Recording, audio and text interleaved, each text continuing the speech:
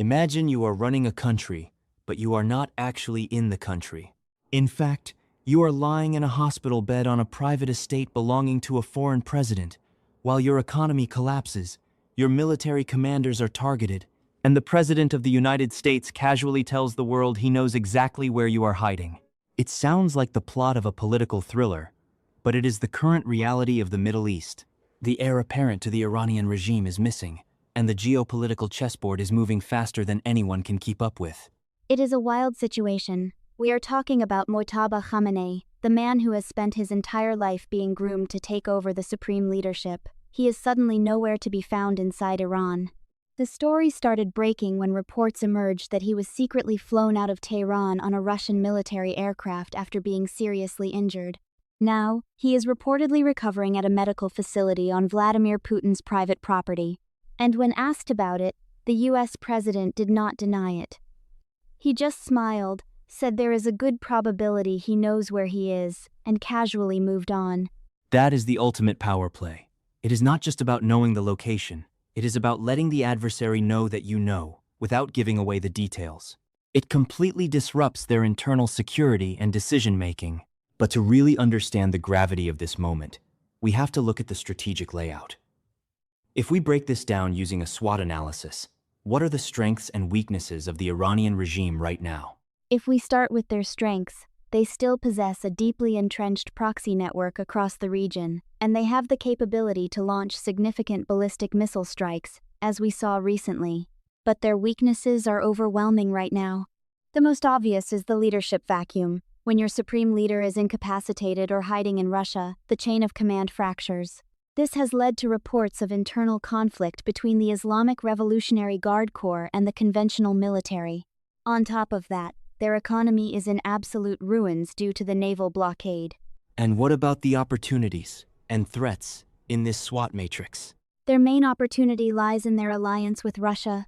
By sheltering the air, Russia gains massive leverage over the future of Iran, using them as a pawn in a larger global game. But the threats are existential.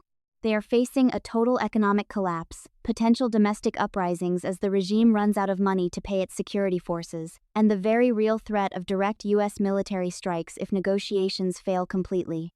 They are cornered, negotiating not from a position of strength but out of sheer panic. It is classic maximum pressure.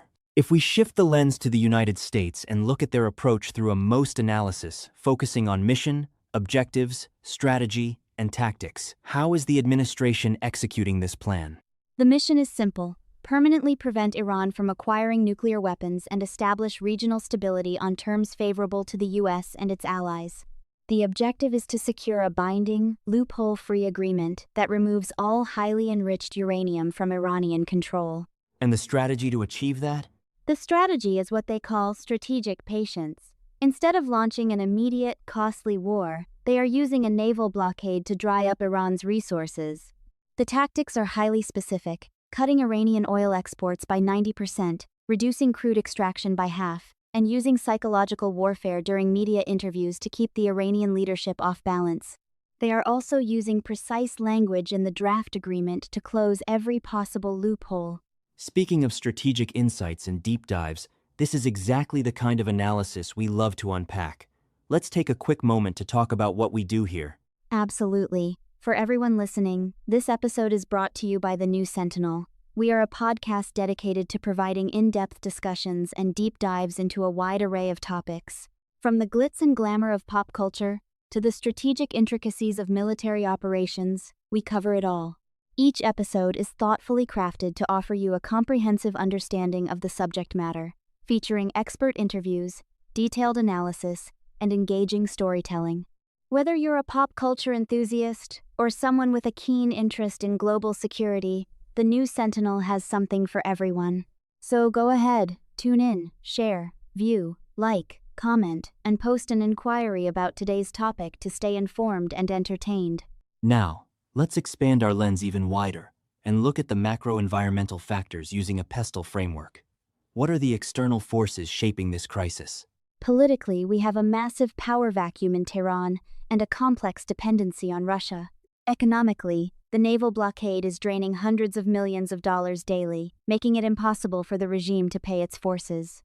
Socially, domestic unrest is brewing because ideological devotion doesn't pay the bills. Technologically, the focus is entirely on the highly enriched uranium, or what's being called nuclear dust, and the specialized equipment needed to extract it. Legally, the battle is over 4 specific words in the proposed contract: develop, purchase, acquire, and buy. The US wants 0 loopholes. And environmentally, we are looking at the critical energy supply lines of the Middle East, where any disruption sends shockwaves through global markets. The economic angle is fascinating.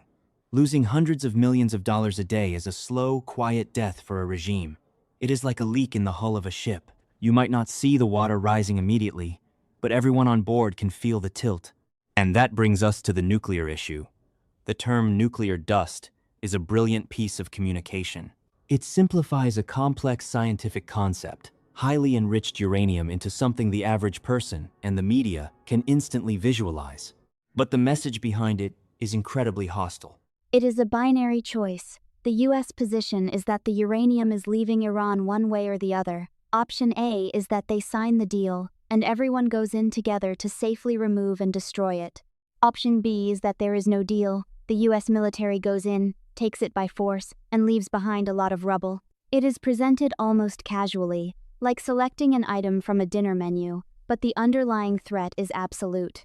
And the legal precision in the contract shows they learned from past mistakes? Insisting on the words develop, purchase, acquire, or buy prevents Iran from simply importing a weapon from an ally like North Korea or China. It closes the door on creative legal interpretations. But while these negotiations are happening at the high table, the situation on the ground is chaotic. We saw a massive escalation with missiles flying between Israel and Iran, and yet a single phone call and a public post managed to halt the exchange in under an hour. How do you explain that kind of leverage? It comes down to the economic chokehold. When a country is losing 90% of its export revenue, they cannot afford a prolonged conflict. They do not have the financial runway to fight a war. The moment the US signaled that the military was on high alert and that the blockade would remain tight, the Iranian leadership realized they had no moves left. They had to back down. It shows that economic leverage, when applied ruthlessly and consistently, can be far more effective than immediate military action. It really redefines the concept of deterrence, but it leaves us with a very unstable picture. You have a regime whose top military commander was just killed, whose conventional forces and paramilitary groups are starting to clash internally, and whose supreme leader is recovering on foreign soil. How long can a government function under those conditions? Not very long. History shows us that when the leadership at the top becomes fragmented and remote, internal rivalries take over. The various factions start fighting for survival and power rather than working toward a common strategic goal. They are negotiating out of panic, and panic leads to critical mistakes. It makes you wonder what the final outcome will be. Will they sign the deal to save themselves from total collapse? Or will the internal chaos cause the regime to fracture entirely before a pen even touches the paper? And what is Russia's ultimate play here?